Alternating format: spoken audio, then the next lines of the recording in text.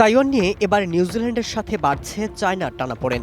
সম্প্রতি তাইওয়ান সফর করেন নিউজিল্যান্ডের ক্ষমতাসীন জোটের আইন প্রণেতা মেরিন পু, ডেভিড উইলসন এবং লারা ম্যাকক্লুর এবং বিরোধী লেবার পার্টির ডানকান ওয়েব।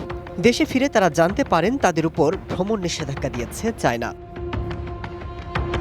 নিউজিল্যান্ডের পররাষ্ট্রমন্ত্রী বিবিসিকে জানান, বেজিংয়ের এই পদক্ষেপে অবাক হয়েছেন তারা। চায়না দূতাবাস বলছে, ক্ষমা চাইলে এই নিষেধাজ্ঞা কমানো বা প্রত্যাহার করা হতে পারে। তবে তাইওয়ান সফরে যাওয়া নিউজিল্যান্ডের এক সংসদ সদস্য বলেন, এই ভ্রমণ নিষেধাজ্ঞা এক ধরনের বিদেশি হস্তক্ষেপ। চায়নার পররাষ্ট্র মন্ত্রণালয় বলছে, নিউজিল্যান্ডের আইন প্রণেতারা বেইজিংয়ের উদ্বেগ উপেক্ষা করে তাইওয়ান সফর করেছে, যা চায়নার নীতি লঙ্ঘন। আর এমন অপরাধ করলে তাদের চড়া মূল্য দিতে হবে।